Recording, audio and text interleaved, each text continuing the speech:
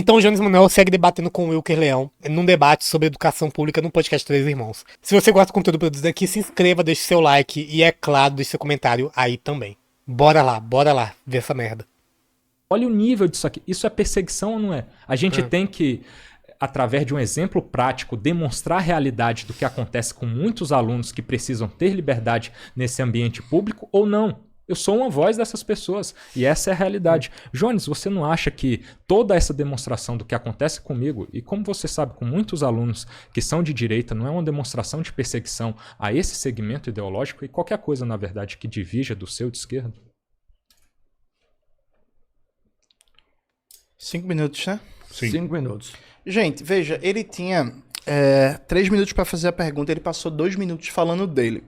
Sim. Ele quer usar esse espaço aqui como palco para promoção pessoal, porque ele quer ser deputado, porque ele quer mamar nas tetas do Estado, né? Ele tentou fazer carreira como youtuber militar, não deu certo, tomou processo, tomou BO, viu que não dava futuro. E aí depois tentou ser crítico ao Bolsonaro, chamou o Bolsonaro de bandido, de vagabundo, de tchutchuca do Centrão.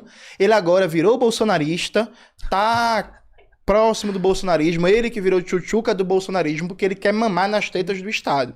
E aí eu peço pra você, cidadão brasileiro que tá acompanhando a gente, que preste muito... É engraçado. Vocês querem apostar quanto? Que quando esse cara for pra política mesmo, ele vai se aliar ao PL. Muita atenção, porque veja, esse tipo de sujeito fazendo essa retóricazinha que quer convencer você que existe uma grande perseguição de esquerda, que a universidade é toda marxista e que a direita é perseguida na universidade. E que é uma mentira que infelizmente cola, porque a maioria do povo brasileiro não está na universidade, né? A cada 10 alunos que terminam hoje o ensino médio, apenas um entra na universidade pública. Então, acaba que para a maioria do povo trabalhador brasileiro, a universidade pública é um grande ausente. Eu fui o primeiro da minha família a entrar numa universidade pública.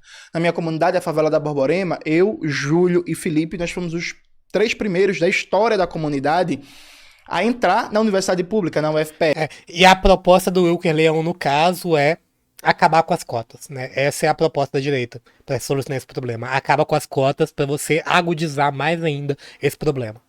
Então, infelizmente, para a maioria do povo brasileiro, e nós lutamos contra isso, nós lutamos por uma universidade popular, por uma universidade para todo o povo brasileiro, uma universidade que o povo esteja inserido, que essa universidade sirva para resolver os problemas do povo, os problemas na saúde, na educação, no saneamento básico, na distribuição de água, combate à poluição e por aí vai. Mas como a maioria do nosso povo, infelizmente, não está na universidade, esse tipo de factoide, esse tipo de mentira que se diz há muitos anos, Olavo de Carvalho dizia isso, MBL, escola sem partido, a universidade todo mundo é de esquerda, todo mundo é comunista, mas veja, isso é mentira. Isso é uma forma falsa de falar da educação, porque não resolve os problemas da educação. Veja, eu acabei de citar os dados de escolas que não tem biblioteca, não tem laboratório, sabe? Não tem internet, não tem água no banheiro.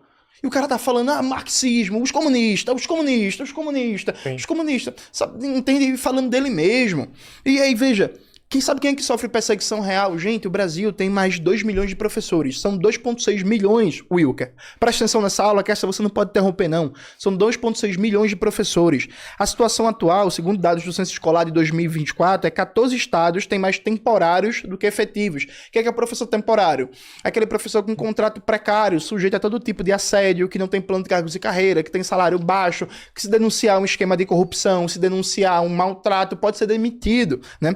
A situação contra esse tipo de viés, ninguém ousa se levantar, né? Ninguém ousa se levantar. Né? O fato de que o professor temporário, ele pode perder o contrato dele a qualquer momento se ele desagradar interesses específicos. Seguinte, veja, os piores índices de número de temporários frente ao número de efetivos, né? É por isso, por exemplo, que tem professor de biologia que é reticente com relação a ensinar evolução nas escolas, tá? É por causa desse tipo de coisa.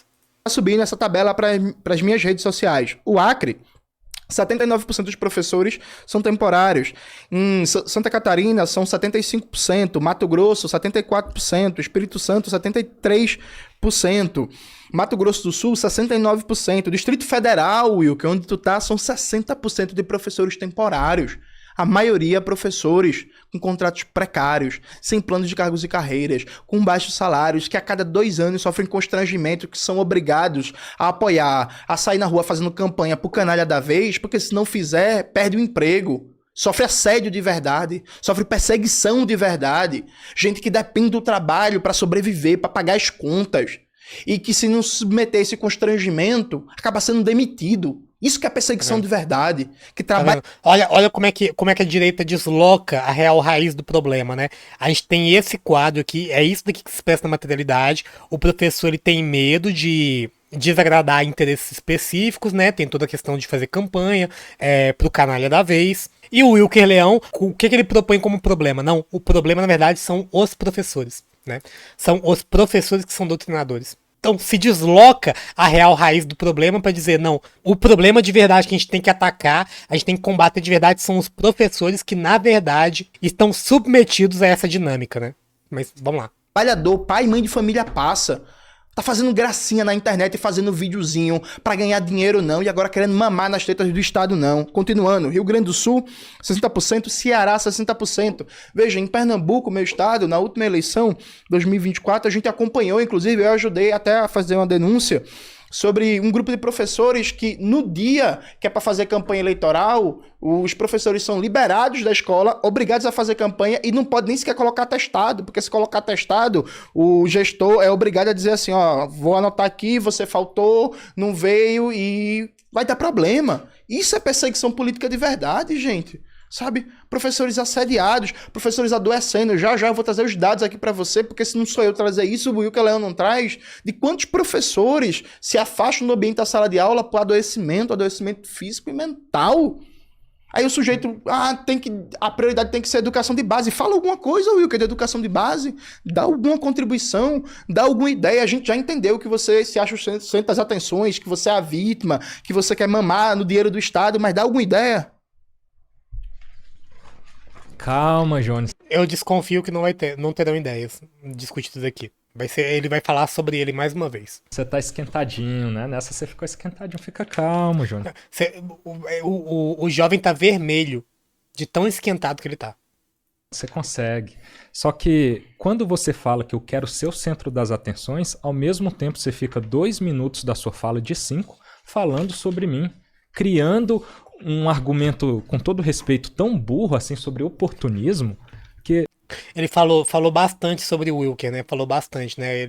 Ele deu todos os dados sobre como professores são, na verdade, perseguidos, né? Eles não praticam perseguição contra alunos. Ele mesmo narra a minha trajetória, desde quando eu estive lá aos meus 8 anos no Exército, chão de fábrica. Gostam de falar de escala 6x1, né? Eu era... a escala que não tem nem como designar, porque a gente tirava serviço 24 horas, já emendava no expediente. Esse serviço era de uma folga em muitas semanas de apenas... É sempre no eu. 24, você folgava um dia, já estava de serviço nessa dinâmica de 24 horas virando e no expediente de novo, escala preta, vermelha, de semana, de final de semana. Eu fiz isso por 8 anos. E eu era, modéstia à parte, meus pares podem confirmar isso, o melhor cabo da minha organização militar. Só que eu via os problemas lá dentro. Eu de novo, mas eu. E eu não podia fechar os olhos para aquilo. O que eu fiz? O que eu fiz? Sempre eu. Anunciei pro público, olha, está acontecendo com todo o respeito do mundo, mas fiz meu canal na internet, olha, a gente tá com problema. Eu fiz, é isso, eu tô dizendo isso só pra demonstrar, ele não consegue não falar dele mesmo, não consegue, é muito narcisismo, tipo, num debate sobre educação pública, o cara passa todo o tempo dele falando sobre ele, tá, é isso. Problemas em legislação militar nesse seguinte sentido. Sofri tudo que fosse preciso para fazer aquilo que eu acreditava. Saí sendo um cara de direita. Questionei o Bolsonaro, tentei mesmo construir uma terceira via naquela época, com Sérgio Moro, que apresentava uma alternativa ao Bolsonaro, porque tenho minhas críticas a ele. Felizmente, hoje, a gente consegue unir a direita em torno disso, mesmo que eu não precise ser bolsonarista, como não sou. E sou acusado de ser de um jeito totalmente deturpado da realidade e a gente não consegue nem falar do que importa, porque ele fica a todo tempo falando de mim, obviamente provocando uma defesa, porque eu não posso deixar essas inverdades.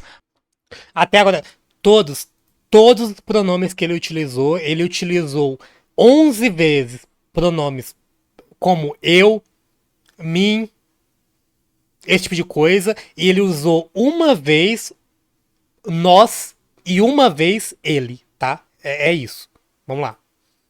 Passarem, e ele não quer discutir de fato e deixar com que eu fale a minha visão de mundo acerca daquilo que é uma realidade de educação básica e superior, mas assim que eu tiver a oportunidade aqui, a gente vai falar sim sobre educação básica também, que é É fundamental. só promoção na base do vitimismo, é autopromoção na base do vitimismo, é só isso.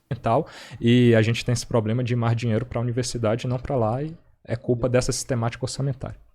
É isso, tá vendo? O tempo inteiro, o tempo inteiro ele falou dele mesmo e no final, tipo, nos últimos 3 segundos da frase dele, ele falou universidade, da universidade e do problema orçamentário. É isso, é isso. Jones pergunta. Gente, veja, Exatamente. Contador de pronomes, cultura woke. A cultura woke tá aí, né? Contei os pronomes do Wilker.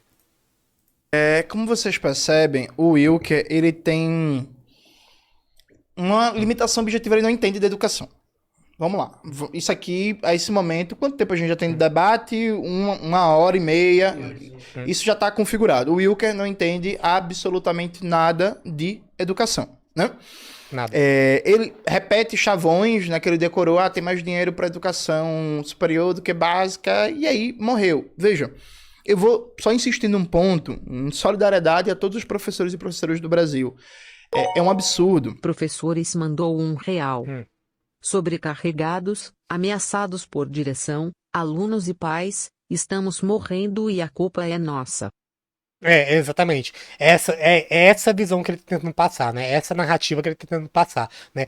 Fora a questão, você falou da questão da sobrecarga, né? Pô, o professor trabalha em mais de um turno, né? Porque não tem condição de sobreviver com apenas a remuneração de trabalhar em um turno, trabalha fora de horário de aula, grande parte do trabalho que o professor faz, ele não é contabilizado oficialmente, né? Ou vocês acham que o professor não tem prova para corrigir, não tem nota para lançar no sistema, né? Esse trabalho praticamente todo é feito fora do horário de trabalho, né? Mas o problema é o problema é o professor doutrinador. Vamos lá. Desde o governo FHC foi aprovada a Lei de Responsabilidade Fiscal, que limita o gasto público com o funcionalismo público, mas deixa liberado, por exemplo, o gasto com terceirização. Então é uma tendência hoje no Brasil inteiro de cada vez mais as prefeituras preferirem contratar pessoas, aliás, fazer o gasto com terceirização e com contratação do que com concurso. Isso piora a qualidade do ensino. Isso precariza as condições de trabalho, isso reduz a atração que profissionais têm pela escola, né? Então é muito comum, da minha turma, por exemplo, se formou mais ou menos 35 pessoas. Eu diria que 8, 9 hoje estão na sala de aula, porque o salário é muito baixo. Veja, segundo dados universalmente conhecidos, você pode pegar em várias fontes, FGV e IBGE, um professor ganha, em média, 50% menos do que uma outra pessoa que tem curso superior também. Então, o salário do professor é muito baixo, as condições de trabalho são muito ruins. E eu repito, a cada 2 anos, os professores sofrem todo tipo de... Quem nunca ouviu, na escola mesmo, professor dizendo pra você, não seja professor, tá? Não seja professor. Faz qualquer outra coisa, mas professor, não. É isso. Eu já ouvi isso muitas vezes no ensino médio e no ensino fundamental. Constrangimento, porque são obrigados a apoiar o candidato da vez, né? E não podem nem sequer fazer uma denúncia sobre isso, porque correm risco de perder o seu emprego. Veja, isso é perseguição de verdade. Né? São 2.600.000 trabalhadores e trabalhadoras da educação. Hoje, a maioria estão em trabalhos precários. A situação está piorando cada vez mais, ao ponto de que mais de 1.000 prefeituras, só falando da educação municipal, não pagam o piso do magistério, né? Nos estados também, o piso do magistério não vem sendo pago. Minas Gerais aqui do Romeu Zema, da extrema-direita, não paga o piso... Posso continuar? Pode. Vamos lá. Não, vamos lá. Tá tranquilo? Tranquilo. Pode. Minas Gerais, aqui do Romeu Zema, de extrema-direita, não paga o piso do magistério, percebe? Então, essa é a situação da gravidade da educação brasileira. Inclusive, a gente defende revogar a Lei de Responsabilidade Fiscal. Sim, muitas vezes é isso também, né?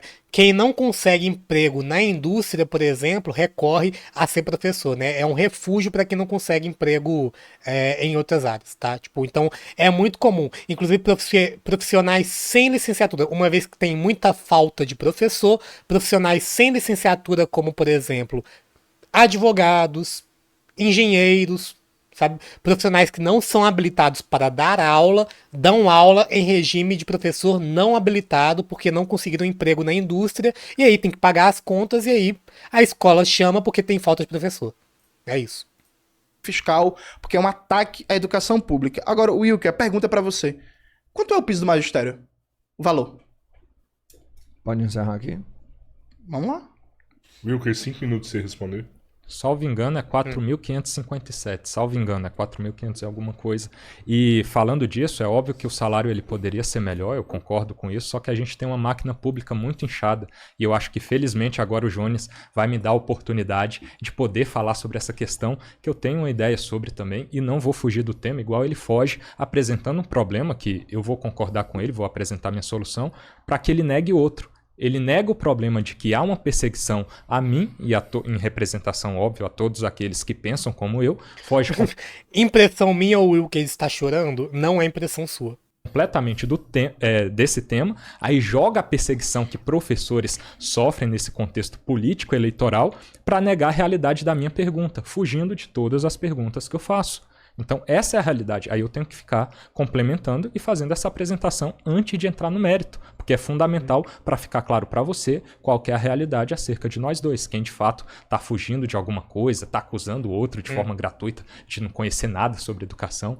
Rapaz, imagine se eu conhecesse, né, apresentando tudo que eu já apresentei aqui. Mas uma ideia para essa questão sobre o salário, de ideia do que a gente pode fazer para melhorar isso, parcerias público-privadas. A gente pode transformar uma ideia de gastos que ficariam a cargo do Estado para iniciativa privada.